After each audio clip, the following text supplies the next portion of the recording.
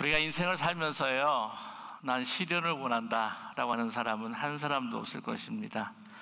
우리의 인생이 평탄하고 순탄하고 그냥 아무 걱정 없이 그렇게 지날 수 있으면 얼마나 좋을까라고 하는 것이 우리의 소원이지 않습니까?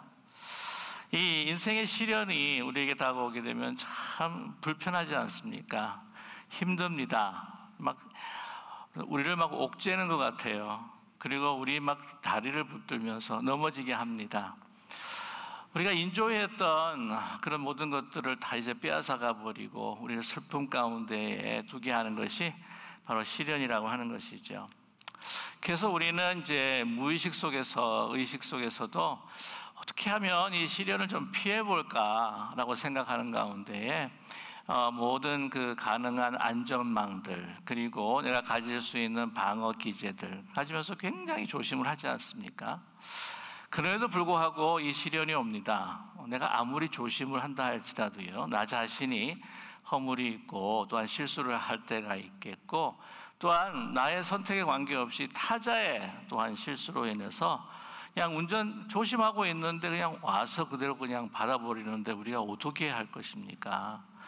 이 타자로 인해서 얻는 또 시련이 있습니다. 또 그뿐만이 아니라 또 act of God라고 하는 것이 있죠.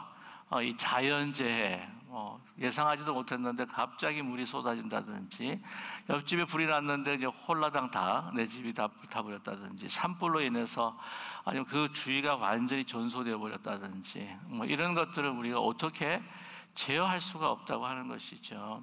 뿐만 아니라 또한 우리 믿는 사람은 이 사탄의 공격으로 인해서 오는 또 시련을 우리는 또 조심해서 완전히 깨어서 봐야 할 필요가 있다고 하는 것이죠. 아무튼 우리는 이 인생의 시련을 피할 수가 없습니다. 그래서 그런지 우리 가운데 두려움과 불안을 가지고 살아가게 되죠. 특별히 요즘의 젊은이들 미래가 불확실해서 참 힘들게 살아간다, 또한 이 현실이 녹록지 않아서 참 어렵다라는 이야기들을 많이 듣습니다. 그래서 어떤 어르신들은 그렇게 이야기를 해요. 다시 10년 더 젊어지고 젊은 나이로 돌아간다? 아유, 다시 고생하고 싶지 않습니다. 그렇게 이야기를 하세요. 이 젊은 사람들도 참 많이 고생을 하지만, 목사님, 우리들도 힘들어요. 아니, 젊은 사람들, 자기는 늙어봤습니까? 우리는 지금 늙어가고 있는데 라고 이렇게 이야기들을 하시는 경우가 많습니다. 여러분, 하지만 이 인생의 시련이라고 하는 것이 결코 나쁜 것만은 아닙니다. 왜냐하면은 그것을 통해서 위대한 역사가 이루어질 때가 너무나 많기 때문이죠. 아니, 모든 위대한 역사는 그런 깊은 암흑기 가운데에서 또한 한 개인의 역경과 시련을 극복하는 데 있어서 정말 놀라운 창조력을 가지게 된다고 하는 것이죠. 뜨거운 태양빛에 풍성한 과일이 맺는 듯 정말 인생을 이 역경과 시련이 더 풍요롭게 해줄 수 있다는 것입니다. 역사상 위대한 업적을 남긴 사람들, 그 시련을 만났을 때 어떻게 대처했는가, 긍정적으로 이 모든 것들을 대처하고 극복했을 때에는 자신뿐만이 아니라 많은 사람들에게 위로와 용기와 힘을, 그리고 또한 새로운 소망을 주었다고 하는 것이죠. 아시겠지만 존 보년과 같은 사람은 얼음장 같은 감옥 속에서 그 위대한 철로 역정과 같은 그 작품을 남기게 되었습니다. 프랑스의 생화학자 그리고 세균학의 아버지라 부르는 루이 파스테르, 반신불수 상태에서 질병에 대한 면역체를 또한 연구하고 개발했지 않았습니까? 매년 미국의 역사협회가 매년마다 가장 뛰어난 이 저서에 대해서 상을 주는, 그리고 그 작가에게 상을 주는 그 상이 있는데, 그 프랜시스 파크맨이라고 하는 그런 상이 있습니다. 미국 역사학자 가운데에서 프랜시스 파크맨, 그 사람은 이제 그 미국사 대작을 집필을 했는데요, 그때 그는 시각장애를 앓고 있었습니다. 그래서 큰 종이에다가 또박또박 큰 글씨로 써내려가면서 이 엄청난 대작을 집필을 했다고 하는 것이죠. 여러분 아시겠지만 에디슨은 청각장애자였습니다. 그로 인해서 축음기를 발명을 했고 본인이 더 잘 듣기를 원하는, 소리를 듣기 원하는 마음으로 축음기를 발명을 했고요. 또한 그는 나중에 이야기하기를 내가 발명에 내가 몰두할 수 있었던 것은 내가 청각장애가 있었기 때문이다 라면서 감사했다고 합니다. 밀턴도 시각장애자이지만 영국의 최고의 시인으로 칭송을 받았고요. 이 패니 크로스비라고 하는 태어날 때부터 보지 못했던 한 여성, 그러나 그녀는 정말 이 찬송가의 요왕이다라고 할 정도로 8,000개의 찬송가를 작사했던 그러한 여인이기도 했습니다. 그래서 많은 사람들에게 정말 희망과 용기, 하나님을 만날 수 있는 그러한 구원의 길을 열어주었던 이가 바로 패니 크로스비죠. 우리가 너무나 애송하는 많은 찬송가들이 그의 또한 그녀의 작품이기도 합니다. 우리 역사의 고통과 시련에 정말 어떻게 맞설 수 있는가, 이 시련을 어떻게 우리가 생각하는가, 어떻게 반응하는가가 굉장히 중요한 것이죠. 이렇게 막 크게 바람이 불 때는요, 이제 보통 새들 같은 경우에는 그 바위 속의 움츠리지만 정말 독수리와 같은 그러한 동물들은 높이 창공을 날아 이 날개를 젓지 아니하고 그 바람을 타고 높이 올라가는 그러한 것이 바로 독수리입니다.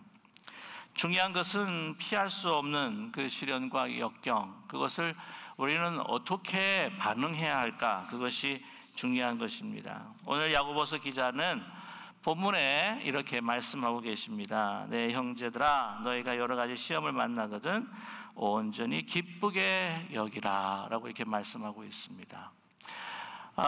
이 시험이 왔을 때 그것을 온전히 기쁘게 여긴다? 그게 가능한 일입니까? 이게 믿지 않는 사람들이 들었을 때는 좀 정신 나갔나 하는 생각이 들게 될 것입니다. 역경으로 고통이 오는데 그 즐겁다, 이거 약간 정신병이 있는 것이 아닌가 라고 이야기할 수도 있겠지요.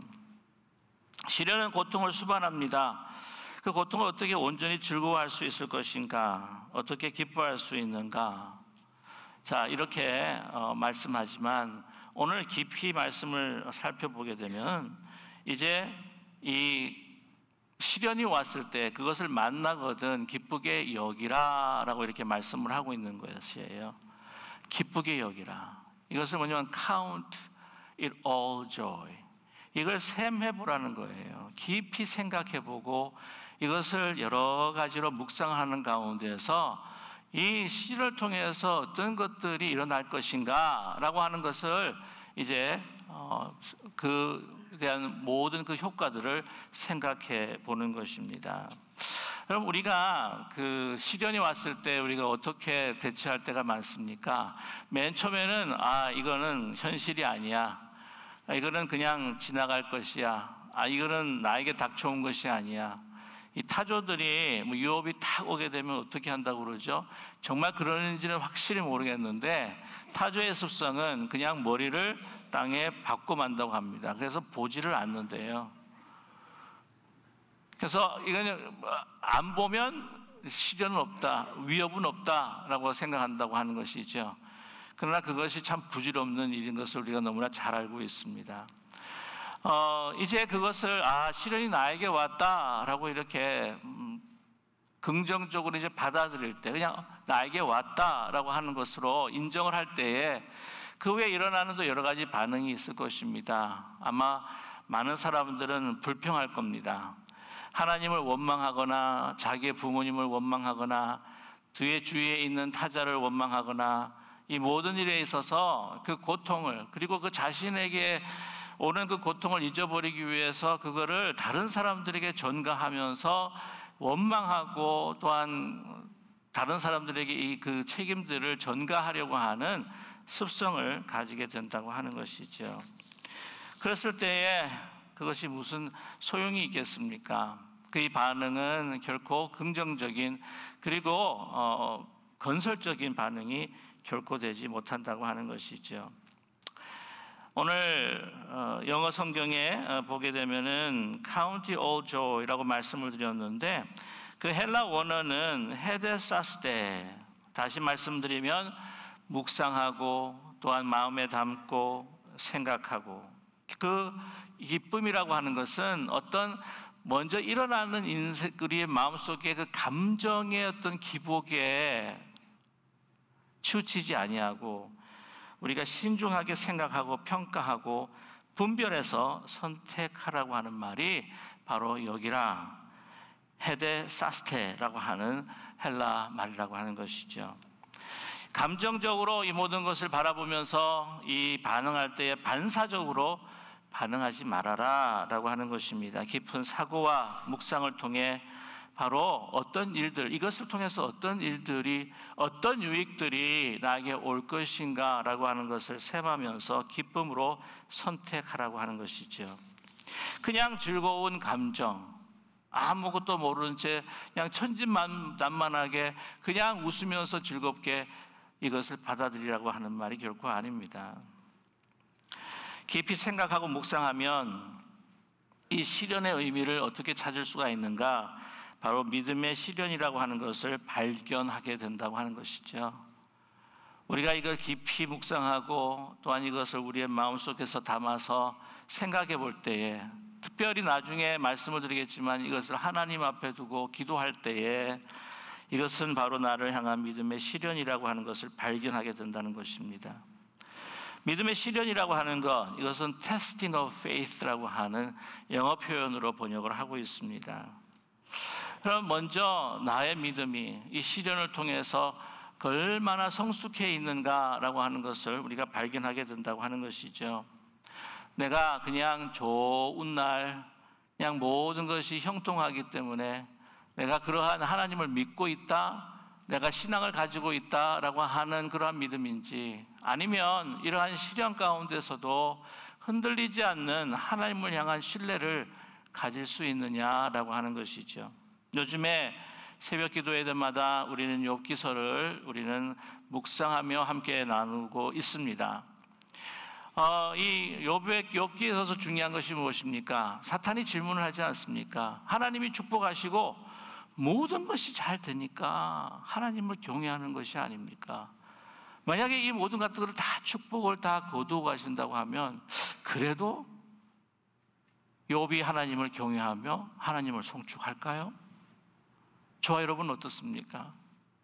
우리에게 정말 힘들고 어려운 시련이 다가왔을 때에 우리가 기쁜 마음으로, 감사하는 마음으로 그래도 하나님을 바라보며 신뢰하며 하나님을 송축하며 경외하실 수 있을까요? 저에게도 항상 늘 던지는 질문입니다. 이렇게 믿음의 시련을 우리에게 주셨을 때 우리는 우리의 신앙을 점검할 뿐만 아니라 이것을 통해서 하나님께서는 우리로 하여금 그 믿음의 그 연단, 그 믿음의 연단을 우리에게 주신다는 것이죠.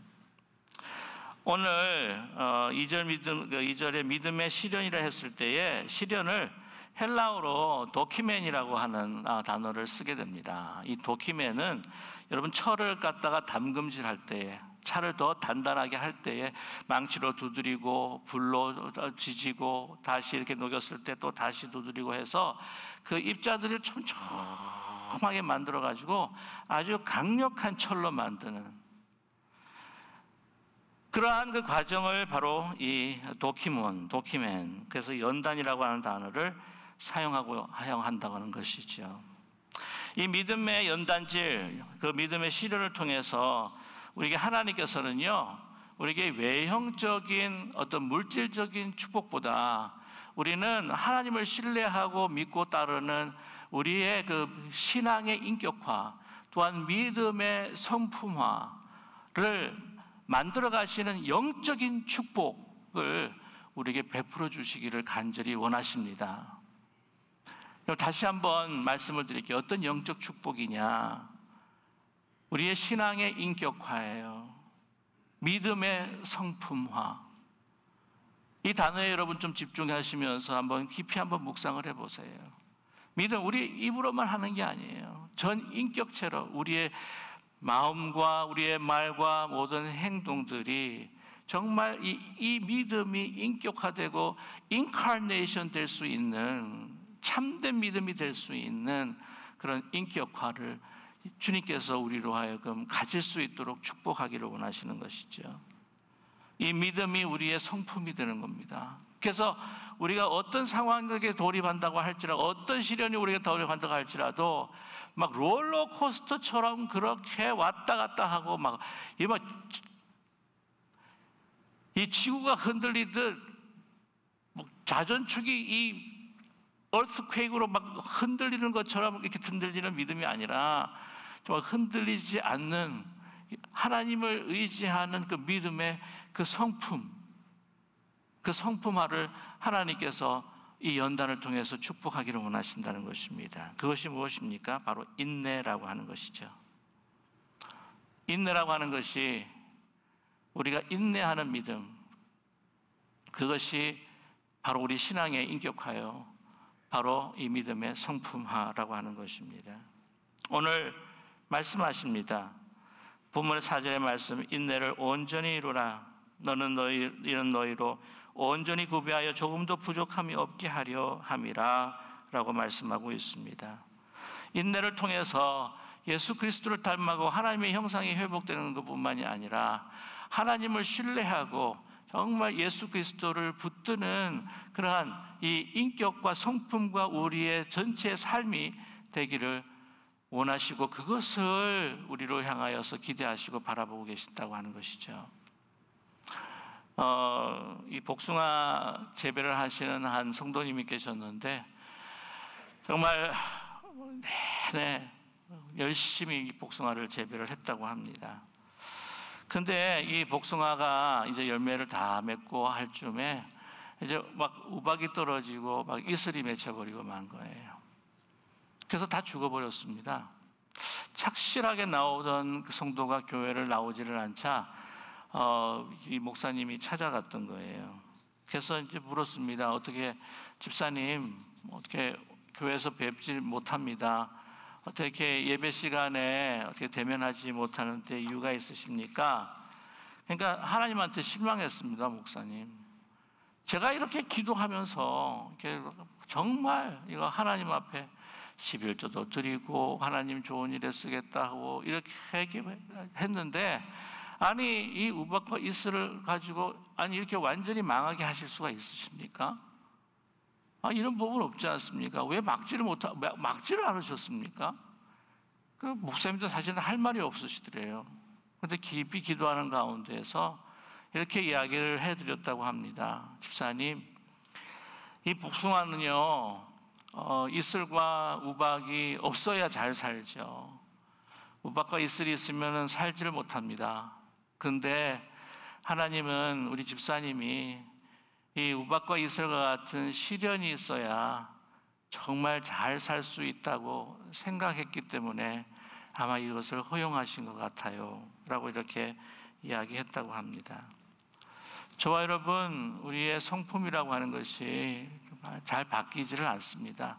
신앙의 성숙 또한 이 인내를 통해서 예수 그리스도를 닮아가는 그 우리의 성품, 하나님만 어떤 상황 속에서도 하나님을 의지하고 그분을 사랑하는 그 믿음을 가진다고 하는 것이, 그것이 성품화된다고 하는 것이 결코 쉽지 않다는 것이죠. 저는 요즘 새벽마다 욥기서를 우리가 함께 묵상을 하면서, 욥이 이제 자기가 믿고 있었던, 자기의 신앙으로 믿고 가지고 있었던 그 하나님의 세계의 그 지평을 넓혀서 정말 신비한 하나님, 어떤 상황 속에서도 어떤 역경 속에서도 주님만을 바라보고 의지할 수 있는 그러한 믿음으로 하나님께서 세워주기 위한 과정이 이렇게도 고통스럽고 고난이 그렇게 많을까라는 생각을 갖게 되오기도 합니다. 그리스도의 성품, 인격, 우리의 믿음이 참된 믿음, 우리의 믿음이 인격화가 되고 우리의 신앙이 성품화가 되기 위해서 여러분, 이러한 시련이 우리에게는 필요하다고 하는 사실, 그리고 그 시련을 통해서 우리로 하여금 단련시키시고 또한 인내하는 그런 믿음을 우리에게 베풀어 주시길 원하시는 하나님을 의지하고 바라보는 우리 모두가 되기를 간절히 소망합니다.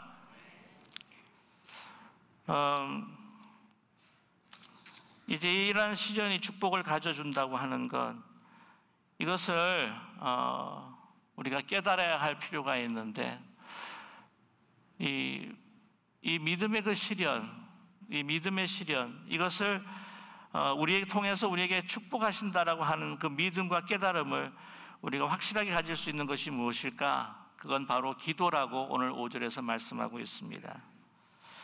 오늘 말씀입니다. 5절에 너희 중에 누구든지 지혜가 부족하거든 모든 사람에게 후히 주시고 꾸짖지 아니하시는 하나님께 구하라. 그리하면 주시리라. 여러분, 너희 중에 누구든지 지혜가 부족하거든 모든 사람에게 후히 주시고 꾸짖지 아니하시는 하나님께 구하라. 그리하면 주시리라 라고 이렇게 말씀하고 있지 않으십니까? 시련이 닥쳐왔을 때에 나 이건 망하는 거구나. 시련이 닥쳐왔을 때 하나님 왜 이러시지? 시련이 닥쳐왔을 때에 아니 내가 왜 이런 이 모양이 되었을까? 라고 한탄하거나 다른 사람들에게 아무런 원망하거나 다른 책임을 어떤 회피하면서 또한 그 전가하거나 라고 하는 것이 아니라 이제 하나님 앞에 기도할 때에 어떤 지혜를 주신다고요? 오늘 지금까지 여러분과 함께 나누었던 말씀, 이 믿음의 연단을 통해서 이 인내를 온전히 이루는 가운데에 정말 어떤 상황 속에서도 제일 중요한 하나님만을 의지하고 우리의 생명의 모든 되시는 바로 그 주님께 의지하고 주님을 사랑하게 되는 이 성품을 가질 수 있는 그리스도의 인격을 가질 수 있는 우리가 될 수 있다라고 하는 깨달음을 하나님께서 기도를 통해 주실 줄로 분명히 믿습니다. 그래서 저와 여러분 시련이 올 때 힘든 일을 당할 때 어떻게 해야 되겠죠? 기도하는 우리 모두가 되기를 소망합니다. 막 불안해하고 두려워하는 모든 생각들을 뭐로 전환시켜요?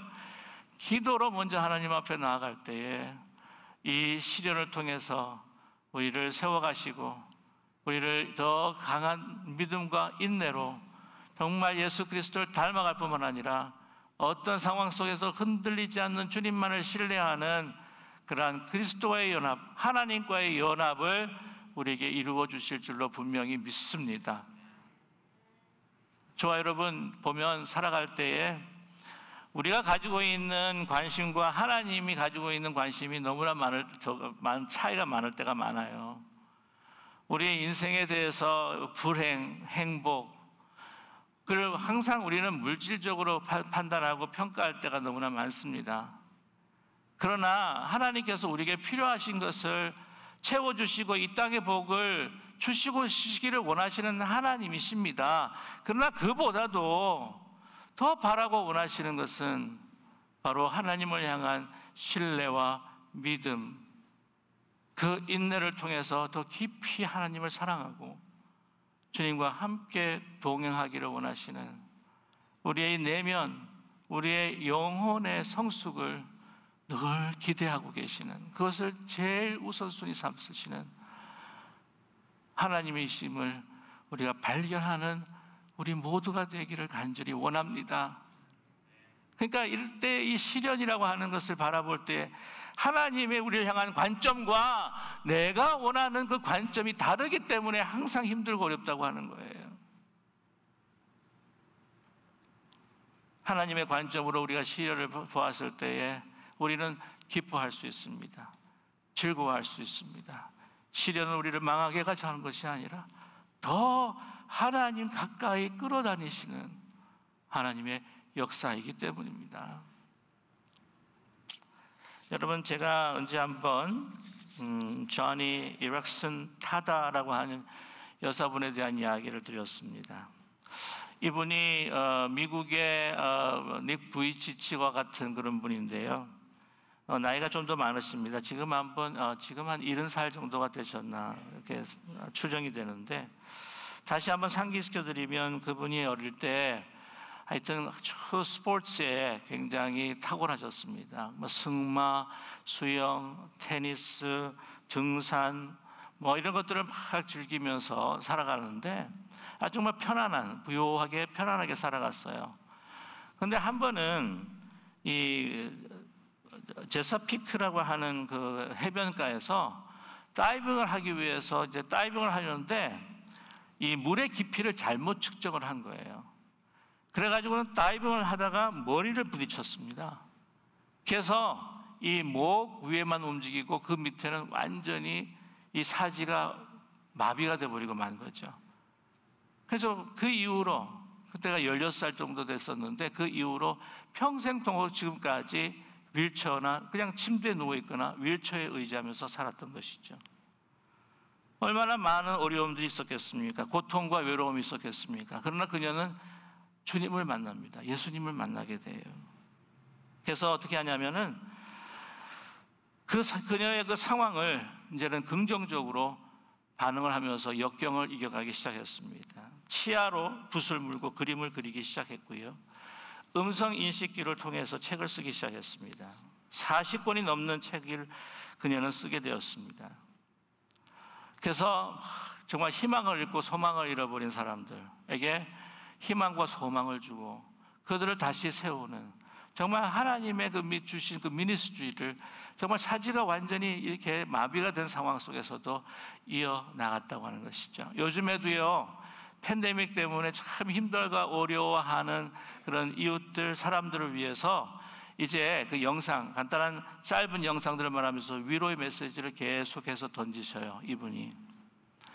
근데 이분이 그 말의 어떤 그런 훌륭함, 현란함, 그 말의 깊이, 뭐 그것도 있을 수도 있겠지만 그분의 모습 자체가 벌써 힘들고 역경과 시련 가운데 있는 분들에게 위로가 되는 거죠. 희망과 소망이 되는 것이죠. 뭐가 진정 우리의 인생에 중요한 것인지를 가르쳐 준다고 하는 것이 아니겠습니까? 저는 그렇게 생각합니다. 그녀가 실수를 해서 이렇게 어려움과 역경을 당했습니다. 이렇게 하시려고 하나님께서 그냥 그런 일들을 버리셨다고 생각하지는 않아요. 여러분, 이 역경과 시련, 이 고난에 대한 그 신비가 있고 비밀이 있어요. 우리가 알 수 없는.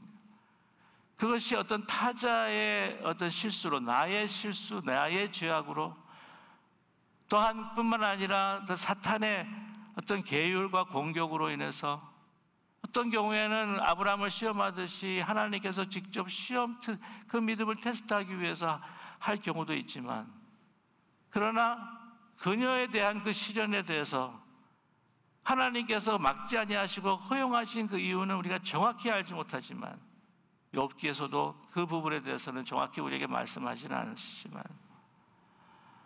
이 모든, 그러나 이 상황 속에서 어떻게 반응하는가를 통해 하나님께서 그녀를 놀라운 하나님의 은혜의 통로로 사용하셨다는 것이죠. 그녀가 한번 그의 책에서 이 자신이 타고 있던 휠체어에 대한 고백을 한 적이 있습니다. 뭐라고 이야기를 하냐면은, 저는 바라건대 천국에 들어갈 때 이 휠체어를 가지고 갈 수 있기를 소망합니다. 물론 그런 소망이 성경적으로 맞지 않는다는 것을 저는 압니다.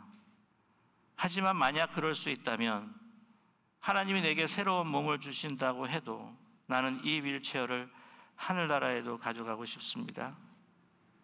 그리고 저는 예수님께 말할 것입니다. 내가 휠체어에서 더욱 연약해질 때에 저는 더 간절히 예수님을 의지하며 붙들었습니다. 그리고 더 깊이 예수님을 알아가며 사랑할 수 있었습니다. 예수님 감사합니다. 제가 휠체어에서 살아갈 때에 예수님께서 저에게 베풀어 주신 모든 일들을 감사합니다. 그 휠체어와 그 신을 통해서 더 깊이 하나님을 사랑했고 주님과 가까이 했고 연약해질수록 더 붙들었고, 그런 모든 연단과 또한 인내와 그 시련을 통해서 이제 그 어느 누구보다도 주님을 사랑하며 희망과 소망의 메시지를 던질 수 있었던 그런 축복의 통로가 되었다고 하는 것이죠. 저와 여러분, 이 시련의 그 원인과 근원이 우리는 정확하게 사실은 어디에 있는지는 우리는 밝힐 수는 없지만, 아직 그 부분도 하나님의 신비의 세계 가운데 있겠지만, 그러나 저와 여러분 시련을 두려워하지 않는, 무서워하지 않는, 아니 시련이 오면 처음에 힘들지만 그러나 깊이 기도하면서 주님, 이 시련을 통해서, 역경을 통해서 나를 어떤 믿음으로 세워가시며 나를 어떤 축복의 통로로 사용해 주시기를 원하십니까? 라고 하는 그 아름다운 하나님의 약속을 발견할 수 있는 저와 여러분 되시기를 주님의 이름으로 간절히 축원합니다. 기도하겠습니다.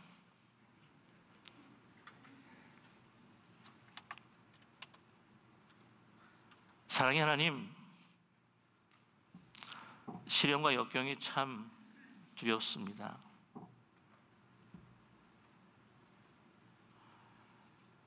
피하고 싶고, 올 때는 뭐 때문에 왔는지, 누구 때문에 왔는지 따져보기를 원하고,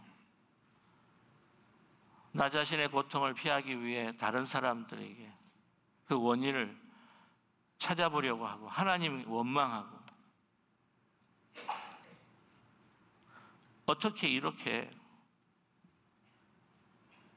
나에게 어려움을 허용하셨습니까?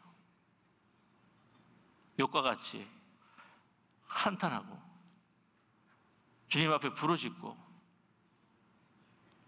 불평하고 싶기도 하지만, 그러나 깊이 기도하며 주님 앞에 나아갈 때 이 역경을 통해서 우리를 더 높은 곳으로 세워주시기를 원하는 하나님의 분명한 약속과 지혜를 우리가 순간순간 매일매일 발견하며 감사하며 기뻐할 수 있는 우리 모두가 될 수 있도록 축복하여 주시옵소서. 예수님의 이름으로 기도드립니다. 아멘.